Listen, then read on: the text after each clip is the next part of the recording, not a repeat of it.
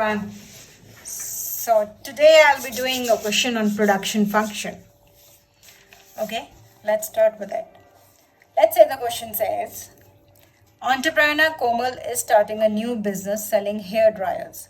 She estimates the production function to be Q equals L 1 by 3, K 2 by 3. Right, so Q is your level of output, that's your production function. It's defined with your inputs, labor and capital, and that's the production function we have. She also knows the wage rate is rupees 4 and the rental rate of capital is rupees 8. Right, she also has 1000 units of capital to start with, so she already has some initial capital. Okay, the first thing is derive the marginal product of labor, MPL, and marginal product of capital. Now, given this production function, Q equals L 1 by 3, K 2 by 3. I hope you know how to calculate MPL and MPK. MPL is nothing but your slope of your total production function with respect to your labor. So you will derivate your total production function only with respect to labor, keeping your capital constant. Right, that's the differentiation or the derivation rule. So we derivate this, applying all the derivation rules and differentiation rules, we get 1 by 3 L 1 by 3 minus 1 raised to the power minus 1, K 2 by 3, so capital is constant, is served as a constant, so we'll keep it as a constant, so it will be there with the entire function. Then it's 1 by 3 minus 1 gives us nothing but 1 minus 3 divided by 3 all to the power of L, right? 1 by 3 comes here, K 2 by 3 remains as it is. We get 1 by 3 L minus 2 by 3, right? 1 minus 3, that's minus 2 by 3, and K 2 by 3. This is nothing but your MPL of labor, marginal product of labor. So you are derivating your production function with respect to labor. All right. Okay. Similarly, you will calculate MPK, that's marginal product of capital. That is, you will derivate the entire production function with respect to capital, keeping your labor constant. So that's what I do. I take 2 by 3, K 2 by 3 minus 1. That's to the power of K. And then L 1 by 3. So 2 by 3, K 2 by 3 minus 3. L 1 by 3. That's nothing but 2 by 3, K minus 1 by 3. L 1 by 3. So this is your marginal product of capital. Alright. Okay. Part B says, suppose Komal gets a big order requiring her to produce 1200 hair dryers. With the existing capital, how much labor will she need to fulfill the order? Now, you just have to substitute values for this question. So, Q is given to be 1200 to produce 1200 hair dryers. So, Q is at 1200 with the existing capital, the question says. So, that means with the initial capital she has of 1000 units. So 1000 units with the initial capital. Now you just substitute these values in the production function. This is the production function we have. Q equals L 1 by 3, K 2 by 3. So I just substitute all the values I have in the production function. Q is 1200 equals L 1 by 3 and K is nothing but 1000 units. So 1000 2 by 3, right? I have to find how much labor will she need to fulfill this order. So I have to find the value of L out here. So L 1 by 3, now this 1000 can be written as 10 raised to the power cube, and applying some rules of powers and exponents, I cancel these 3, right? This cube and this 3 in the denominator goes. So I get 10 raised to the power 2. So it's L 1 by 3, 10 into 10 is nothing but 100. I get this, I get 1200 equals to 100, L 1 by 3. I bring that 100 here, cancellation, I get 12 equals L 1 by 3. In order to remove this power of L, what I have to do is nothing but cube it. So 1 by 3 cube, that goes off. So L is just raised to the power 1. And similarly, I have to cube 12 also. So 12 raised to the power cube. So I get L equals 1728 units. All right, do you understand this? So this is my number of labor required to fulfill the output of 1200 hair dryers. All right, next question, next part is, if Komal continues to produce 1200 hair dryers over the long run, how much capital and labor will she employ? So now it's all about the long run. And we know that in the long run, if we go with the least cost rule for optimal input combination, then it's given by this ratio, right? So marginal product of labor divided by price of labor should be equal to marginal product of capital divided by your price of capital, right? Now I can just rearrange this and I can write this as MPL divided by MPK, bringing this down and taking this price of labor up here. So I get PL divided by PK.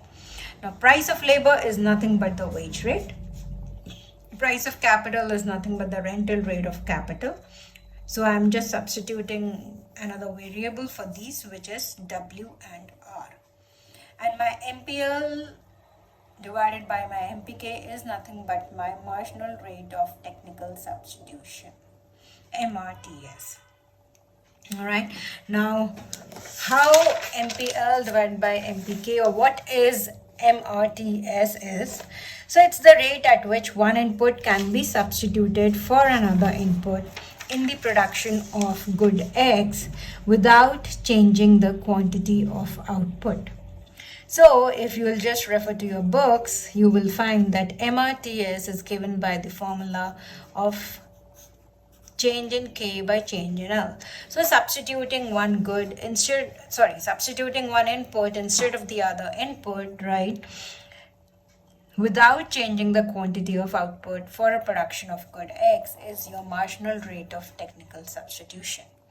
Okay, I can just rearrange this, or I can write this also as nothing but change in TP divided by change in L, change in TP divided by change in K, isn't it? This, so if I just solve this, I will get back to this. How? So you can solve it yourself. So it's change in TP by change in L, and you take this on the upper side, it goes this and it goes this, so you cancel these two, you get back your equation of change in K by change in L. So we get back this equation, right? Now this is nothing but, since I have no information on this, so I can also write, since this change in TP and change in L is nothing but my MPL, that is my slope of labor with respect to my total product. Sorry, the other way around. So it's my slope of my total product with respect to labor, right? That's nothing but your MPL of labor. And similarly, this is nothing but your MPL, MP of K, marginal product of capital. All right, so that is how I get this MPL divided by MPK is nothing but MRTS. And so I have this MRTS. Now, let's first calculate MRTS. MRTS is given by MPL divided by MPK. And MPL I calculated on this first page. So this is my MPL, 1 by 3, L minus 2 by 3, K 2 by 3. I'll write this in the numerator. That's my numerator. And similarly, my denominator is my MPK, which is 2 by 3, L 1 by 3, K minus 1 by 3. Correct? Now I do some cancellations and some rearrangements. So this 3 goes off. So I get half here. Then I take the K in the numerator with this minus sign. So K raised to the power minus 1 by 3 I take up, it becomes positive. And I bring this L minus 2 by 3 down so that it becomes positive. So I get K 2 by 3, K 1 by 3. I get L 1 by 3, L 2 by 3, and half is already there.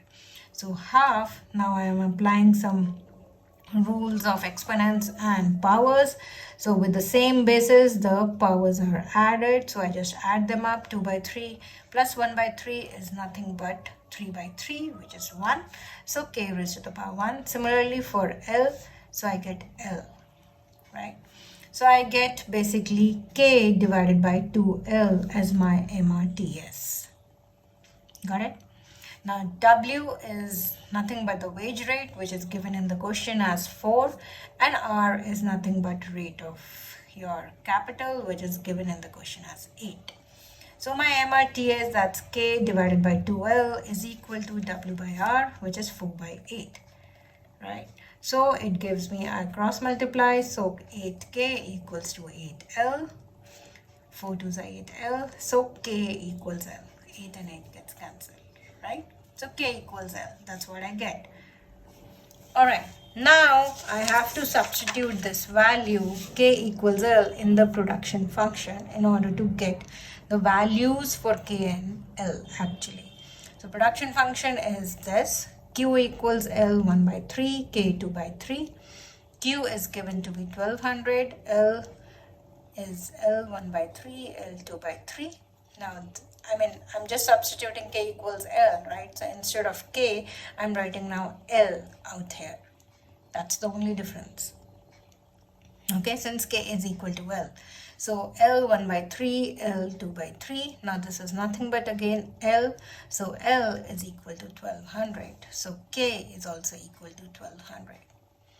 So amount of labor and amount of capital required in order to produce 1200 units of output in the long run is 1200 and 1200 respectively. Alright, so 1200 units of capital is required and 1200 units of labor is required in order to produce an output of 1200 in the long run. Alright, given the production function. Okay, now fourth part says, in the long run, how much will it cost to produce 1200 hair dryers? So cost is given by this function, right? The cost, if you want to calculate, is nothing but wage rate into the amount of labor units that you are employing plus your rate of capital into the amount of capital units you are employing. So WL plus RK. Now W is 4 and L is 1200, R is 8, K is 1200. So you just simply multiply and add. So 12 4s are 48 and 4800 is the answer. 12 8s are 96. So 9600 is the answer. You add the two, you get 14,400. So that's your total cost. 14,400 rupees is the total cost in the long run in order to produce 1200 hair dryers. Alright. Okay. See you next time. Bye-bye.